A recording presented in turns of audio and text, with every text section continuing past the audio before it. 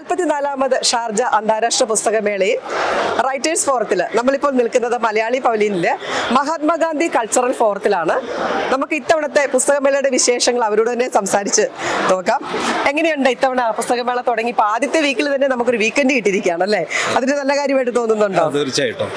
ഞങ്ങളെ സംബന്ധിച്ച് കഴിഞ്ഞ വർഷങ്ങളിലേക്ക് പോലെ തന്നെ ഈ വർഷവും ഗാന്ധിയൻ ദർശനങ്ങളുടെ പുസ്തകങ്ങളുടെ പ്രചരണത്തിനായി ഈ വർഷം സ്റ്റോൾ തുടങ്ങാൻ പറ്റിയത് വളരെ ചാരിതാർത്ഥ്യമുള്ള ഒരു കാര്യമായിട്ട് തോന്നുന്നു.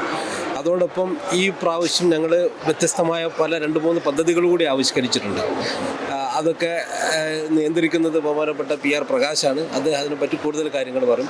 ഏതായാലും പുസ്തകമാണ് തുടങ്ങിയത് തൊട്ട് ഇന്ന് വരെ വളരെ സന്തോഷത്തിലും വളരെ ആക്റ്റീവായിട്ടും കാര്യങ്ങൾ പോകുന്നു എന്നായിരിക്കുന്നത് വളരെ. ഇതെന്താണ് book of the fair 2025 readers എന്തെങ്കിലും അവാർഡ് ഫംഗ്ഷൻ അങ്ങനെ എന്തെങ്കിലും ഉണ്ടോ?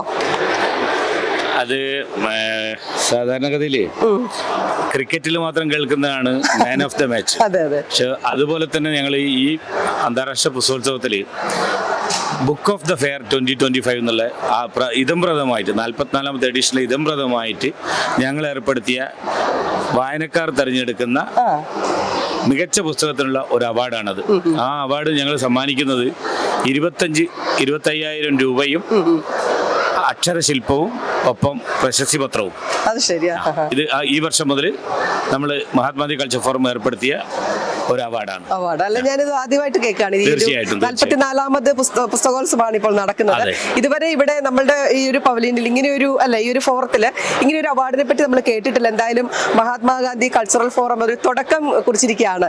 അത് എങ്ങനെയാണ് ഇതിന്റെ തെരഞ്ഞെടുക്കപ്പെടുന്നത്? ഇതിന്റെ തെരഞ്ഞെടുക്കുന്നത് ഞങ്ങൾ ഇതിന്റെ ഒരു ക്രൈറ്റീരിയ വെച്ചിട്ടുണ്ട്. ഈ വർഷത്തെ റൈറ്റേഴ്സ് ഫോറത്തിൽ പ്രസിദ്ധീകരിക്കുന്ന പുസ്തകങ്ങളാണ് അവാർഡിനായി പരിഗണിക്കുന്നത്.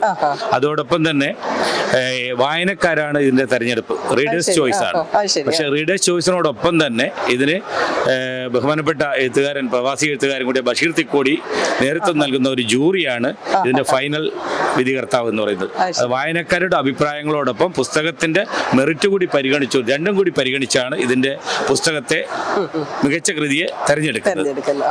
അതിനോടൊപ്പം തന്നെ വായനക്കാർ സജസ്റ്റ് ചെയ്യുന്ന പുസ്തകം ഉണ്ടാവുമല്ലോ, അത് വോട്ടിംഗ് ആയാലും അല്ലെങ്കിൽ അവരുടെ പരമാവധി വോട്ടിംഗ്, അതിനെ ഞങ്ങൾ മികച്ച കൃതി എന്ന നിലയിൽ, വായനക്കാർ തിരഞ്ഞെടുക്കുന്ന മികച്ച കൃതി എന്ന നിലയിൽ ഞങ്ങൾ അവർക്കും അവാർഡ് കൊടുക്കുന്നുണ്ട്. അപ്പൊ അതായത് 2 അവാർഡ് കൊടുക്കും. ജൂറി അവാർഡും ഒന്ന് വായനക്കാരുടെ അവാർഡ്. മറ്റേത് രണ്ടാമത്തെ ജനപ്രിയ അവാർഡ്. ആദ്യത്തെ അവാർഡിന് നമ്മൾ ചെയ്യുന്നത് അക്ഷരപ്രഭയും, രണ്ടാമത്തെ ജനപ്രിയ പുസ്തകത്തിനുള്ള അവാർഡ് അക്ഷരശ്രീ എന്ന നിലയിലാണ് ചെയ്യുന്നത്.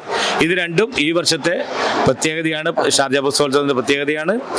മഹാത്മാഗാന്ധി കൾച്ചർ ഫോറം അത്തരമൊരു സാംസ്കാരികമായ ദൗത്യം ഏറ്റെടുത്തു എന്നുള്ളത് ഞങ്ങളെ സംബന്ധിച്ചിടത്തോളം വളരെ അഭിമാനാർഹമാണ്. തീർച്ചയായും നമുക്ക് ഇതിന്റെ മറ്റു കാര്യങ്ങളൊക്കെ മുന്നോട്ട്. അതോടൊപ്പം ഈ വർഷം ഞങ്ങൾക്ക് മറ്റൊരു സന്തോഷം എന്നുള്ളത്, മഹാത്മാഗാന്ധി കൾച്ചർ ഫോറം തന്നെ മുൻകൈയെടുത്ത് ഞങ്ങളൊരു പുസ്തകം പ്രസിദ്ധീകരിച്ചിട്ടുണ്ട്. ആ പുസ്തകം ഗുരുവും ഗാന്ധിയും നൂറ്റാണ്ടിന്റെ തേജസ്. ആ പുസ്തകത്തിന്റെ പേര് അതാണ്. ഇത് ഈ വരുന്ന 13-ാം തീയതിയെ 12 മണിക്ക് റൈറ്റേഴ്സ് ഫോറത്തിൽ വെച്ച് പ്രകാശനം ചെയ്യുന്നുണ്ട്. അപ്പൊ ആ പുസ്തകത്തിന്റെ പ്രത്യേകത, മഹാത്മാഗാന്ധി ഗുരുദേവനെ സന്ദർശിച്ചതിന്റെ സെന്റിനറി സെലിബ്രേഷൻ ഇയർ ആണിത്. അപ്പൊ ആ ഇയറിനോടിൽ ബന്ധപ്പെടുത്തിക്കൊണ്ടാണ് കേരളത്തിലെ ആധ്യാത്മിക, രാഷ്ട്രീയ, വൈജ്ഞാനിക മേഖലയിലെ പ്രമുഖരുടെ ലേഖനങ്ങൾ ഉൾക്കൊള്ളിച്ചുകൊണ്ടുള്ള ഒരു ലേഖന സമാഹാരമാണ് ഈ പുസ്തകം. ഇതൊരു പഠനാർഹമായ ലേഖനമാണ്. അപ്പൊ ഈ പുസ്തകം വായനക്കാർ, അതുപോലെ സാംസ്കാരിക മേഖലയെ സ്നേഹിക്കുന്നവർ നിറഞ്ഞ കൈയോടെ സ്വീകരിക്കുമെന്നുള്ള വിശ്വാസമാണ് ഞങ്ങൾക്കുള്ളത്. തീർച്ചയായും ഈ ഗുരുവും ഗാന്ധിയും എന്ന ഈ ഒരു നൂറ്റാണ്ടിന്റെ പുസ്തകം അല്ലെ, ഈ ഒരുപാട് ആളുകൾക്ക് ചിന്തയുടെ, അറിവിന്റെ പ്രകാശം പകരട്ടെ എന്ന് ആശംസിക്കുകയാണ്.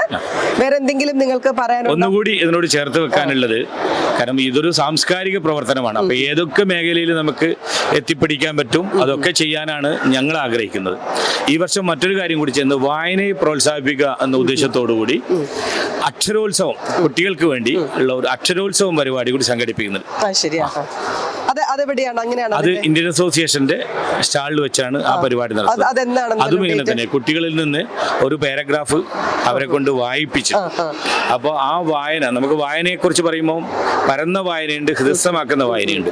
അപ്പോൾ ആ കുട്ടികളിൽ നമ്മുടെ അക്ഷരസ്ഫുടത, അതുപോലെ പ്രൊനൗൺസിയേഷൻ, പിന്നെ അവർ അവതരിപ്പിക്കുന്ന രീതി, ഒരു വായനയുടെ രീതി ഉണ്ടല്ലോ, അപ്പോൾ ആ ഒരു പ്രസന്റേഷൻ, അതോടൊപ്പം തന്നെ ഞാൻ നേരത്തെ സൂചിപ്പിച്ച പോലെ ആ പുസ്തകം മനസ്സിരുത്തി വായിക്കുന്നതല്ല, ആ പുസ്തകം വായിച്ചു കഴിഞ്ഞതിന് ശേഷം നമ്മുടെ ജൂറി തന്നെ വൈവ മോഡലിൽ തിരിച്ച് ആ ഒരു പേരയെ കുറിച്ചുള്ള അവരുടെ അഭിപ്രായങ്ങൾ കുട്ടി മനസ്സിലാക്കിയത് എന്താണെന്നുള്ള ഒരു ചോദ്യാവലിയുടെ രൂപത്തിൽ കൊണ്ടുവന്ന് അങ്ങനെ ഒരു സംവിധാനം കൂടിയാണ് ഈ അക്ഷരോത്സവം എന്ന പദ്ധതി കൊണ്ട് ഉദ്ദേശിക്കുന്നത്. എന്തായാലും ഒരുപാട് സന്തോഷം. അക്ഷരോത്സവം എന്ന ഈ ഒരു കുട്ടികളുടെ പരിപാടിയിലൂടെ നമ്മുടെ പുതുതലമുറയ്ക്ക് അല്ലേ, നമ്മുടെ അമ്മ മലയാളത്തിന്റെ മാധുര്യം, അത്രയേറെ ഒരു അറിവും പരിജ്ഞാനവും എല്ലാം ലഭിക്കട്ടെ എന്ന് നമ്മൾ ആശംസിക്കുകയാണ്. ഒരുപാട് സന്തോഷം. എല്ലാം നിങ്ങൾ ആഗ്രഹിക്കുന്നതിലും ഭംഗിയായിട്ട് നടക്കട്ടെ എന്ന് ആശംസിക്കുന്നു. Thank you.